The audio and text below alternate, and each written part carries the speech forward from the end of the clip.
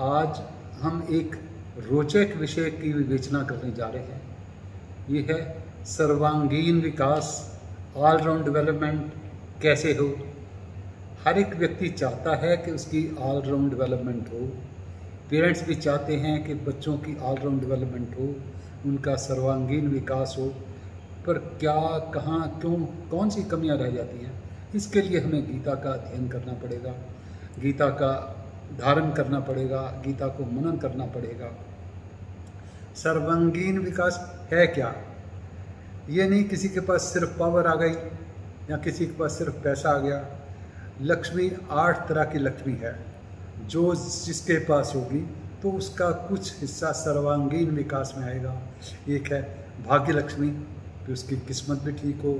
आरोग्य लक्ष्मी, उसका स्वास्थ्य भी ठीक हो। भोग लक्ष्मी, वो भोग कर भी पाए, जो उसके पास प्राप्त वस्तु उसका भोग कर पाए। उसके वैभव लक्ष्मी, उसका मान सम्मान हो, उसके पास प्रॉस्पेरिटी हो। उसके बाद में संतान सुख हो, उसके पास में ज्ञान सुख हो, उसके पास में अधिकार का भी सुख हो, उसका यश भी हो। ये 8 तरह की लक्ष्मी का विवेचन जो आया है, ये 8 तरह की लक्ष्मी का विवेचन अगर होगा तो हम भौतिक स्तर पे तो कम से कम सर्वांगीण विकास कह सकते हैं। पर जब ये अगर हम गीता के माध्यम से इस सर्वांगीण विकास पे पहुंचेंगे तो हमारा आगे का विकास भी रुकेगा नहीं, आगे भी हमारी यात्रा चलती जाएगी। खैर, आगे वाली यात्रा का आज हम नहीं डिस्कशन करते, क्योंकि वो तो गीता में कहा हुआ है कि दूरे नहीं है ब्रह्म कर्म बुद्धि योगा धनंजया।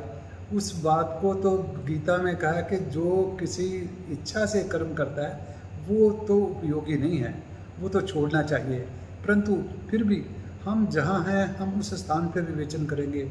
हमारे साथ जो हैं वो अगर सर्वांगीण विकास चाहते हैं तो उसकी हम गीता के माध्यम से उसी का अध्ययन आज करने जा रहे हैं। जब किसी का सर्वांगीण विकास हो जाएगा, फिर उसको इसकी फ्यूटिलिटी का पता चल जाएगा, तो फिर आगे वाला स्टेप ऑटोमेटिकली गीता उसको गाइड करती रहेगी।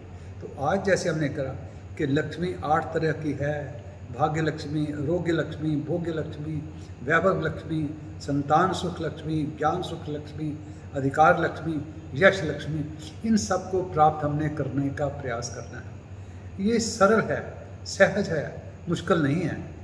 सरल सहज हम कह रही हैं, इसके लिए हमें कोई बहुत प्रयास नहीं करना पड़ना। ये नहीं कि हर एक आदमी IIT करेगा तभी वो सुख प्राप्त करेगा, हर एक आदमी कोई मेडिसिन ही करेगा तब सुख मिलेगा। ये भगवान ने ऐसा गीता का सिद्धांत दे रहा है कि जो जिस कैपेबिलिटी के काबिल है, जो जिसमें गुण की विशेषता है, जो भगवान ने दी हुई है या अपने स्वभाव के कारण या अपनी वासनाओं के कारण प्राप्त है, उसी में संलग्न रहते हुए मनुष्य को जो है सर्वांगीण विकास हो जाएगा। गीता में श्लोक आता है तत्वित महाबाहो, कि जो इस तत्व को जान लेता है कि जो मेरे अंदर ज्ञान है उसी को मैंने करना है। क्योंकि दुनिया में कोई भी चीज़ जो है वो बेकार नहीं है, कोई वनस्पति भी बेकार नहीं है, कोई अक्षर भी बेकार नहीं है, ऐसे ही भी मनुष्य भी कोई बेकार नहीं है। ये भगवान की रचना है कि किसी के मन में भगवान ने भाव दिया है, सेवा का भाव दिया है, किसी के मन में भाव भगवान ने दिया अधिकारी का भाव दिया है, किसी के मन में भाव दिया कि मैं लोगों की पैसे के माध्यम से सेवा करूं, किसी के मन में भाव दिया कि मैं लोगों की रक्षा करूं। तो हर एक के जैसा जैसा जिसका भाव है, अगर उसको वैसे ही लेगा तो वो उसके लिए सरल और सहज होगा। गीता का बहुत महत्वपूर्ण श्लोक है कि श्रेयान स्वधर्म विघ्ना परधर्मा सुनिश्चिता स्वधर्मे निधनम श्रेया परधर्मा भयावहा। ये 3रे अध्याय का 35वां श्लोक है।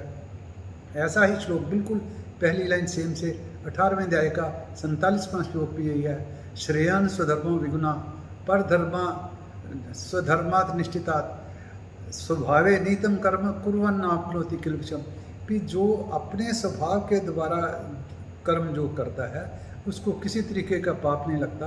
अपना कर्म चाहे घटिया भी दिखाई दे रहा हो, दूसरे का बढ़िया भी दिखाई दे रहा हो, तब भी वो वाला धर्म जो नहीं लेना, जो अपना लेना है। क्यों? कि अपना करने में सहज है, अपने में आप फोकस्ड हो गए, अपने में आपकी एनर्जी वेस्ट नहीं होगी, तो आप उसमें प्रोग्रेस कर सके हो। हाँ, कुछ बताने के टाइम ये ध्यान करना है। जैसे कल ही मैं एक स्वामी कृष्ण कान्ति का लेक्चर भी अटेंड कर रहा था, तो वो कह रहे थे कि हम स्टूडेंट्स को ऐसे समझा रहे थे कि जो स्वधर्म है वो करना है। तो उन्होंने कहा पढ़ना मेरा स्वधर्म नहीं है। हमने कहा पढ़ना स्वधर्म नहीं है तो फिर क्या करा जाए? तो तब बच्चों ने कहा खेलना स्वधर्म है। तो खेलना स्वधर्म अगर हो सकता है, खेलना स्वधर्म हो, तो क्या खेलना स्वधर्म में उसको फिर 8 घंटे 10 घंटे रोज़ खेलने के लिए जाएगा कि एक आध घंटा खोलने के लिए चले गए तो फिर घर आराम कर लिया? तो वो राग द्वेष है, वो स्वधर्म नहीं है।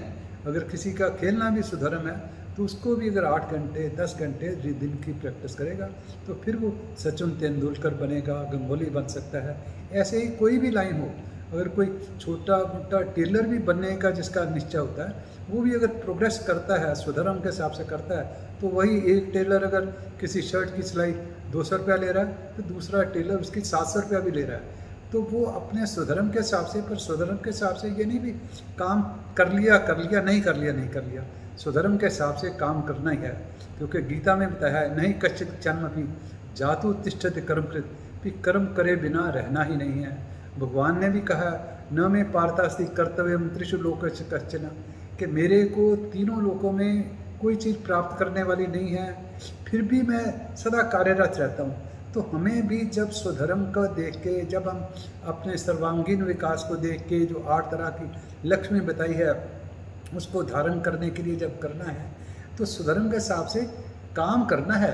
ये नहीं कि काम ही नहीं करना, आलस्य करना, ये हमारा स्वधर्म है, ये स्वधर्म नहीं है। ये भगवान ने कहा कि मनुष्य जीवन को चलाने के लिए भी उसको कर्तव्य करना ही पड़ेगा, उसको काम करना ही पड़ेगा। तो इस तरह से काम करके जो मनुष्य जो है प्रोग्रेस अपनी करेगा वो सरल सहज और अपनी लाइन में उसका नाम होगा। कोई भी लाइन जैसे हमने कहा छोटी नहीं है। अगर किसी का सेवक का भाव है, अगर वो किसी ऑफिस में अगर पियोन भी लगा हुआ है तब भी उसकी भी सक्सेस है। क्यों कि उसको भी हमने देखा है, कई बार लोग जाते हैं उसको प्रणाम करते हैं क्योंकि वो सबको पूरा गाइड कर रहा होता है। कई बार होता है अधिकारी भी होता है, वो भी अपने स्वधर्म से नहीं कर रहा तो लोग उससे भी आंख चुरा के निकल जाते हैं। यश अधिकारी को नहीं मिल रहा होता, यश किसी तरह पियोन को मिल रहा होता है। क्योंकि भगवान की नज़र में कोई जो अगर छोटा है वो सेवक है, बड़ा है अधिकारी है, रक्षक है, क्षत्रिय है, अगर धन से करने वाला है तो वो वैश्य है, छोटा कोई भी नहीं है। पर हाँ, जो अपने स्वधर्म के हिसाब से काम करेगा वो उसको बिल्कुल सरल सहज से उसको सब तरीके की लक्ष्मी प्राप्त होगी। हमारे पड़ोस में doctor DC Pandey criminal law के रिसर्च प्रोफेसर रहते थे, अब तो उनका खैर देहांत हो गया। तो जब हम लोगों ने मकान बनाया तो मकान बनाने में 6 महीने लग गए होंगे, व्यस्त रहे मकान बनाने में, दिन रात स्कूटर पे सामान भी लाते थे, वो भी जाते थे। तो 6 महीने बाद मेरे को एक दिन बात करने के, शर्मा जी हम तो गधे हो गए। मैंने कहा पांडे जी गधे कैसे हो गए? देख पढ़ने का समय नहीं मिला, मकान के चक्कर में ऐसा है कि पढ़ने का समय नहीं मिला। जो उनका सुधर्म था वो जब सुधर्म नहीं कर पाए तो उदास हो गए। सुधर्म उनका मकान बन गया, उनको मकान बनने की उतनी खुशी नहीं थी जितना कि उनको स्वधर्म को अपने को के प्रोफेसर होने के नाते वो पढ़ ही नहीं पाए।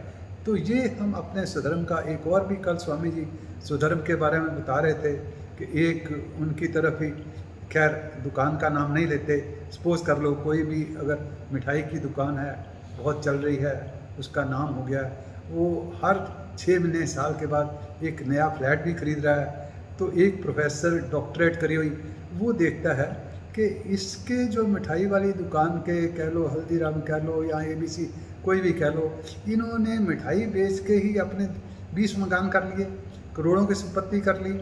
मैं डॉक्टरेट बन के भी नहीं कर पाया, तो मैं क्यों ना मिठाई की दुकान खोलूँ, मैं क्यों ना मिठाई का वो अध्ययन कर सकते हैं, मिठाई बनाना भी सीख सकते हैं, बनाने के बाद कोई किसी से लोन वोन लेके दुकान भी खोल सकते हैं।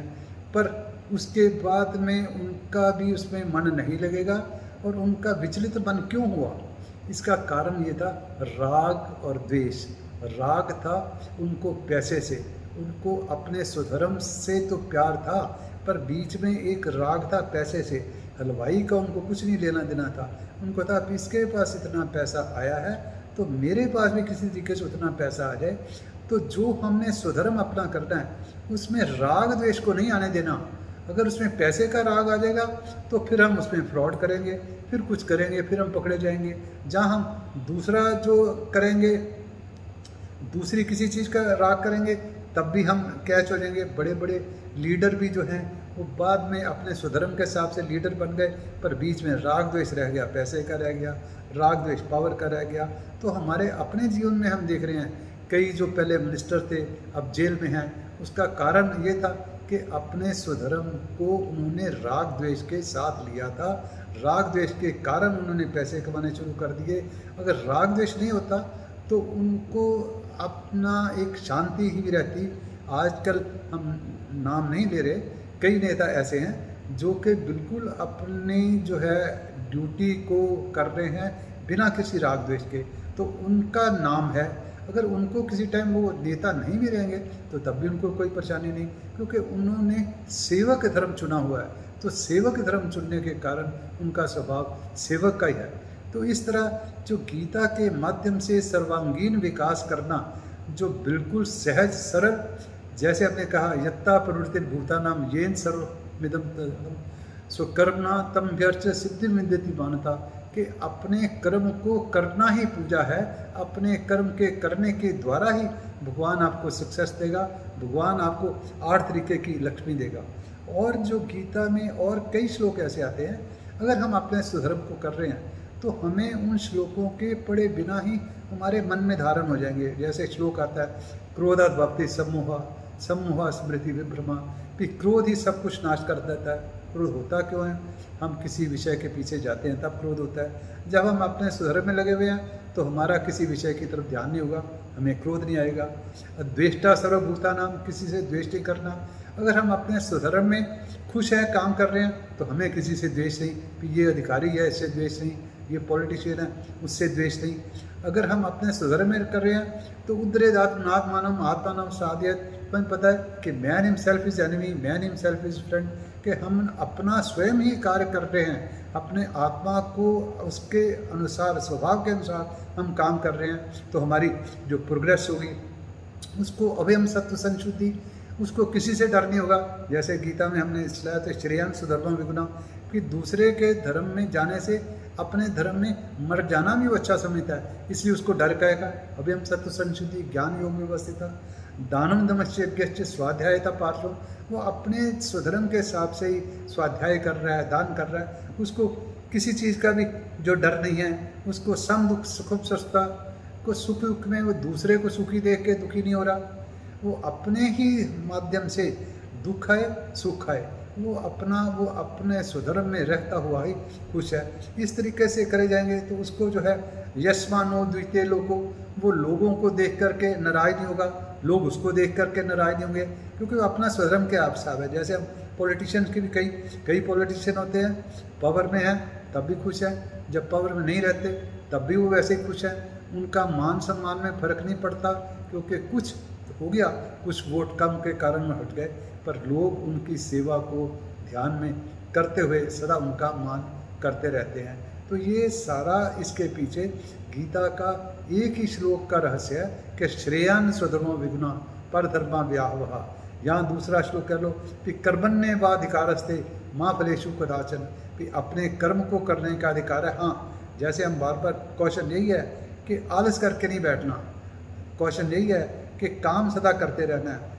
करना काम वो है जो आपके स्वधर्म के हिसाब से, प्रकृति के हिसाब से हो। एक और उदाहरण स्वामी जी देते होते हैं कि अगर एक डॉक्टर था, उसका बेटे को डॉक्टर बनाना चाहता था, उन्होंने उसको डॉक्टर बनाना वो चाहता नहीं था, वो इंजीनियर बनना चाहता था, किसी तरीके से थोप के उसको डॉक्टर बना दिया गया, क्योंकि मेरा हॉस्पिटल है, इसको कौन संभालेगा। तो जब वो ऑपरेशन भी कर रहा होता था, नीचे उसको एम्बुलेंस की आवाज़ आई, भी एम्बुलेंस रुक गई, तो ऑपरेशन के जूनियर को देख के वो नीचे एम्बुलेंस जाकर ठीक करनी शुरू कर देता था, क्योंकि उसका स्वधर्म इंजीनियरिंग का था। तो जो स्वधर्म के हिसाब से करेंगे उसको उदासी नहीं आएगी और उसकी प्रोग्रेस भी होगी। कई लोग यहाँ से छोड़ के अमेरिका चल जाते हैं, अपना उनके मन में भी राग द्वेष होता है पैसा कमाने का, पर अगर वहाँ की भी स्टडी करी जाए तो वहाँ के लोग अंदर से उदास हैं, अंदर से वो इंडियन चैनल ही देखते हैं, अंदर से उनको इंडिया की पॉलिटिक्स के बारे में ध्यान रहता है, क्योंकि गए हुए हैं तो उनका राग था पैसे के प्रति, पैसा वहाँ पर आ रहा है पर अंदर से उदासी नहीं जा रही। तो अगर हम चाहते हैं कि हमारे के अंदर उदासी भी ना आए, रोग भी रहें, भोग लक्ष्मी भी रहें, वैभव भी आए, संतान सुख भी हो, ज्ञान सुख भी हो, तो अधिकार भी हो, यश भी हो, तो हमको जो है अपने गीता के बताए हुए ध्यान से अपने स्वधर्म के अनुसार और बिल्कुल आलस ना करते हुए भगवान की सीख लेके कि कच्चित क्षण में भी एक क्षण भी हमने नहीं बैठना, तो हमारा ये सहज सरल मार्ग से हम जो है सर्वांगीण विकास को प्राप्त करेंगे।